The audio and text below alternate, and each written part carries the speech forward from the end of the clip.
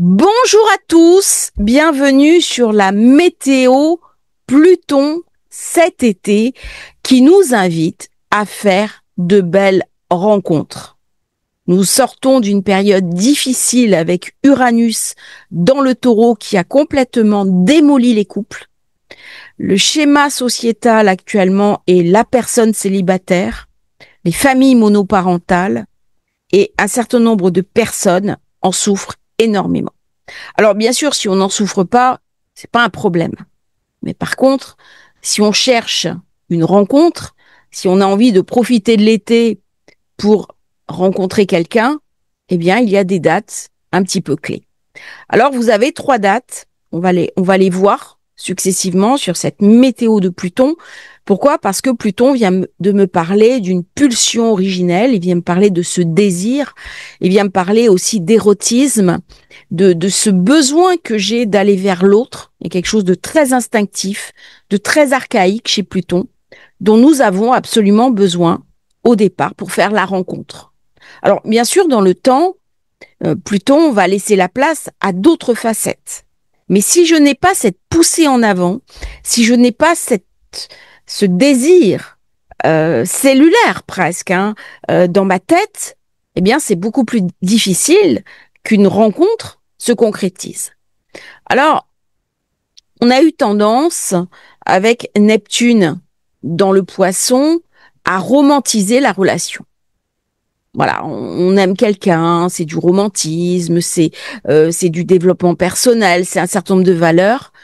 Mais du coup, le désir en lui-même s'est amoindri, comme du sable.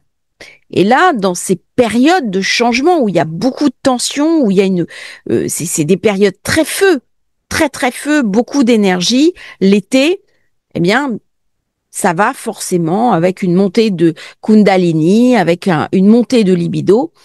Et les passages de Pluton sont des moments pour faire des belles rencontres et pour s'ouvrir à l'autre.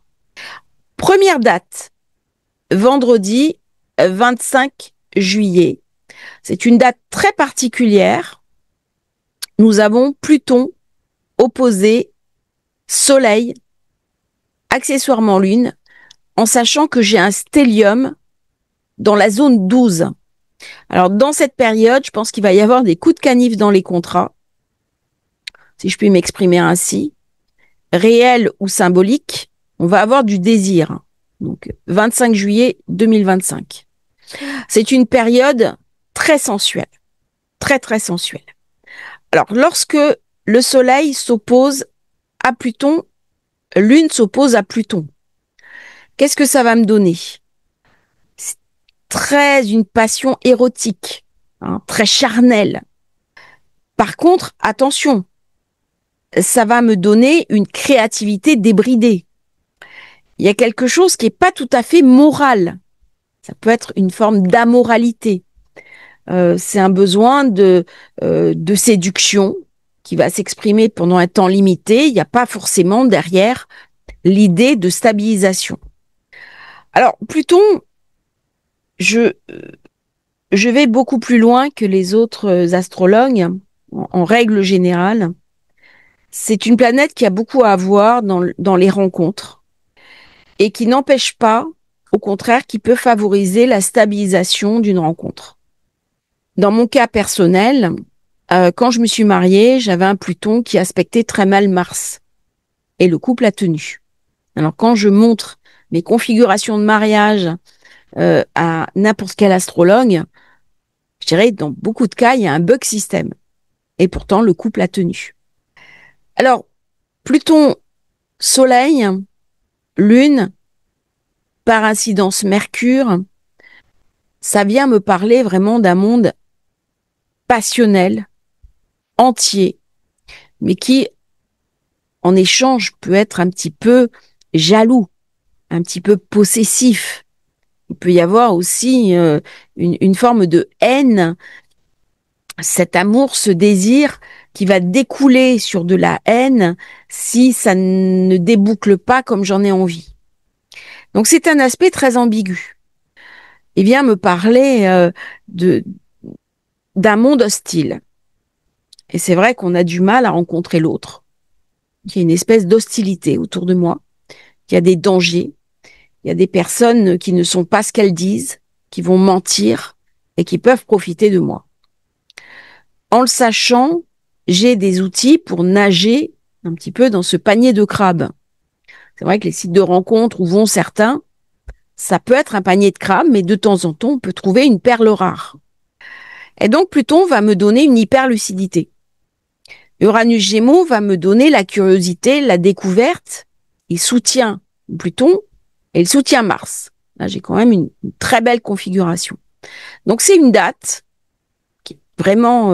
alors, c'est là où c'est le plus fort, hein, c'est quelques jours avant, quelques jours après. Très, très intéressante pour débuter une relation, pour voir quelqu'un, même si il faut quand même prendre quelques précautions. Pluton Soleil, je fais une petite parenthèse. En conjonction, c'est là où Donald Trump a eu l'investiture. Donc là, il va forcément se passer quelque chose au niveau des États-Unis et de Donald Trump durant cette période. On va beaucoup en parler cet été. Je repars sur le côté rencontre affective, rencontre érotique, puisqu'on parle de Pluton. Parce qu'au départ, avant qu'il y ait de l'affect, souvent il y a du désir. Alors il y a une forme de décalage que Pluton marque bien, d'ailleurs. Souvent, les hommes ont besoin de désir, l'affect, ça vient après. Et les femmes, des fois, eh bien, c'est l'inverse. Il y a l'affect d'abord et le désir qui vient après. Alors, bien entendu, ce n'est pas 100%. Quand une femme a d'abord du désir et ensuite de l'affect, eh ben, elle rencontre plus facilement quelqu'un. Quand un homme a d'abord de l'affect et ensuite du désir, ça facilite les choses. Mais il y a une forme de décalage dans notre relation, dans notre manière de projeter l'affect. C'est comme ça. La femme désire Vénus, l'homme désire Mars. Alors justement, Mars, parlons-en. Parce que le prochain passage, c'est Mars trigone Pluton. Alors ça, c'est un passage vraiment intéressant. 10 août, 12h25. Alors, bien entendu, les rencontres dépendent aussi de votre thème de naissance, avant tout. Mais quand dans le ciel, il y a des configurations favorables, que votre évolution solaire prédispose à la rencontre et que votre thème, il y a des bons transits, forcément, il y a quelque chose qui se passe. Très, très bon aspect. Alors, ça va renforcer le désir chez les hommes. Ça va ramener de la combativité. Alors, dans ces périodes-là, on a envie de dire même pas peur dès que j'ai Mars-Pluton. Ça va amener de la super confiance. On va se sentir des super-héros. C'est une période très intéressante pour tout ce qui est occulte, curiosité, sensualité, érotisme. Ça peut amener une sensualité un petit peu débridée, de la curiosité. Même si on est en couple, on a besoin d'originalité, d'explorer peut-être d'autres idées, d'autres manières de se faire plaisir, des choses un peu décalées. Ça va beaucoup me parler de confiance en moi. Mais c'est vrai que pour aller vers l'autre, il faut aussi avoir de la confiance en soi. Là, ça m'amène un brin d'insolence. Je marche dans la rue, je suis à l'aise, il y a quelque chose d'un sex appeal qui se dégage de moi et qui va fasciner l'autre. Et à un moment donné, ça va se mettre en synergie. Alors, ce qui est terrible dans notre monde actuel, c'est que on n'a plus ces contacts qu'il y avait avant. Vous étiez dans un café et puis d'un coup, il y avait une rencontre. Vous faisiez vos courses dans un supermarché, il y avait une rencontre. Vous tombiez en panne sur l'autoroute ou sur une route, il y avait une rencontre. Et vous preniez l'avion, il y avait une rencontre. Et tout était sujet à rencontre. Il y avait des échanges humains. Et actuellement, cette notion d'échange humain, elle s'est abrasée. C'est plus pareil. Et donc là, dans ces périodes, j'ai des portes qui s'ouvrent. Surtout qu'il y a quand même une tendance très, très puissante avec, d'une part, un grand trigone d'air, ici, qui vient attiser le feu, qui vient attiser la passion, avec un désir sous-tendu. Jupiter, Vénus. Là, on a envie de tomber amoureux. On a envie d'amour. On n'a pas envie seulement de passion érotique. Dans le cas de Soleil opposé Pluton, c'est un érotisme pur. Là, c'est différent. C'est la possibilité de construire des relations. C'est aussi l'idée d'avoir un foyer, de fonder une relation. Il y a vraiment quelque chose de beaucoup plus construit derrière. Alors, au niveau des hommes, ça va donner plus d'offensive, un comportement plus séducteur, plus plus câlin, plus en désir. Et bien sûr, les femmes qui sont avec Jupiter vont être réceptives à ça. Le fait qu'il y ait un carré entre les deux n'empêche pas. Hein, ça vient renforcer tout ça. Donc le 10 août, bon, c'est le week-end du 15 août, on va dire ça comme ça. C'est une très très bonne période pour rencontrer quelqu'un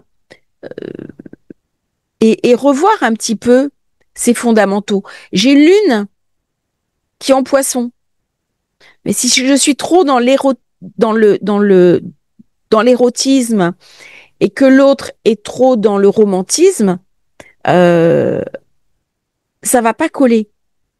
Donc, on est invité à se resituer. C'est l'importance du dialogue, de l'échange. Uranus en Gémeaux va nous obliger à communiquer autrement, à partager autrement.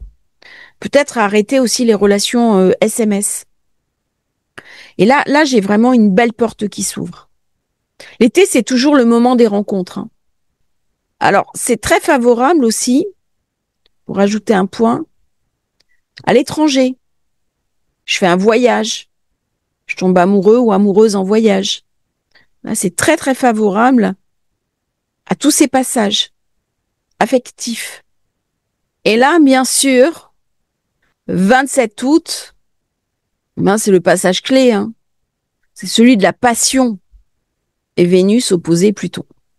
Voilà. Donc là, il peut y avoir des coups de foudre, surtout que j'ai un bel aspect Uranus-Vénus, Uranus-Pluton, Uranus-Neptune-Saturne. Donc j'ai vraiment le moment de la possibilité d'une passion, un amour torride, avec une très forte sensualité.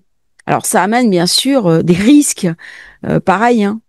Maison 12, coup de canif dans le contrat. Hein. On ne sera pas forcément fidèle dans cette période-là. Alors, si ce n'est en acte, au moins dans sa tête. Les regards vont traîner, hein. Il va y avoir beaucoup, beaucoup de fébrilité. Ça peut m'amener aussi des amours décalés. C'est-à-dire, on va chercher dans son couple à explorer d'autres zones de sa sensualité. Il y a beaucoup de curiosité avec Uranus-Pluton. On sort des sentiers battus. Et en plus, j'ai la lune noire qui est en Scorpion. Hein. Donc là, le feu bout sous la marmite. Hein. Pendant tout l'été, le feu va bouillir sous la marmite. Hein. Là, il y a beaucoup, beaucoup de désir. Hein. Alors, c'est une période, là, on va entendre des émissions, vous savez, sur les émissions de l'été, où on vous parle, par exemple, du Cap d'Agde, des destinations érotiques. Voilà, c'est le genre de choses qu'on va avoir. Mais à titre personnel, c'est une période très, très passionnelle. Alors, il peut y avoir aussi une forme de jalousie, de possessivité, parce que si j'ai un décalage, j'ai un qui a du désir et puis l'autre qui est en panne, ça va créer de la distorsion, quoi. Si j'en ai un qui rentre dans Soleil, Mercure, si vous êtes en couple, hein, et l'autre pas du tout, qui est accroché à Lune noire en Scorpion et qui met en avant la possessivité, il peut y avoir aussi des pertes de couple. Hein, dans cette période. Donc, il vaudra mieux avoir les idées un peu larges. Hein. La réponse sera toujours le dialogue, hein, l'échange avec Uranus Gémeaux. C'est vraiment des amours décalés. Alors, par contre, ça m'amène beaucoup, beaucoup de désirs. Hein. Est-ce que derrière, on va créer quelque chose? Pourquoi pas? Pourquoi pas? Au départ, on a besoin de ce feu qui bout sous la marmite. On a besoin de quelque chose qui nous pousse en avant. C'est la vie. Mais Vénus, en Lion, elle amène aussi de l'affect. Hein. Elle perd pas le nord, Vénus. Hein. Parce que la 5, c'est quoi? Les amours, bien sûr. Et c'est aussi la capacité à avoir des enfants. Donc, il y a quelque chose qui peut se bâtir derrière. Et si vous avez une rencontre Vénus, Pluton, ne vous dites pas oh là là, c'est sporadique, ça ne tiendra pas dans le temps.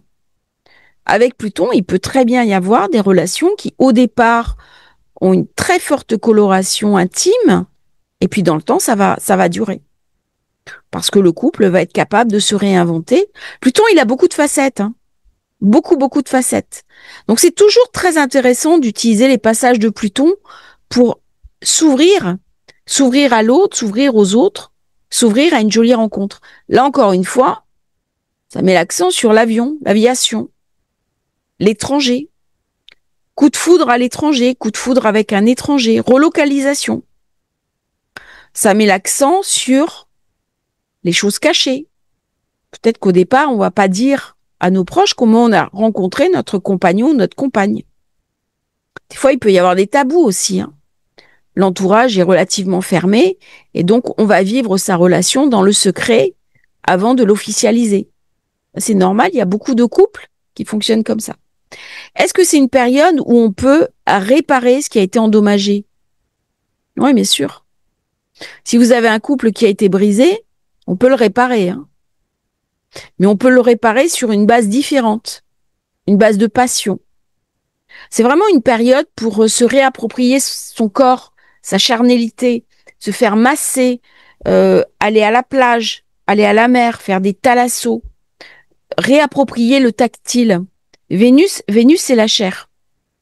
Comment je peux guérir la chair? Eh ben, c'est toute la question de ce passage. Surtout si on a vécu, par exemple, dans des relations précédentes ou dans notre vie des violences. C'est le moment idéal pour permuter les sensations et donc se réapproprier son corps de manière positive. Je pense notamment à des personnes qui ont vécu des abus, malheureusement. Aussi bien hommes que femmes, hein. Les femmes n'ont pas le monopole de l'abus, malheureusement.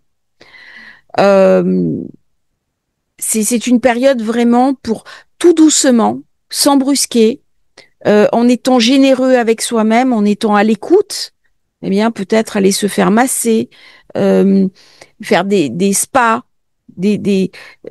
voilà, se réapproprier ces sensations tactiles pour guérir. C'est une période aussi où on peut guérir le corps, guérir l'âme, si on a vécu un trauma. On va au fond des choses.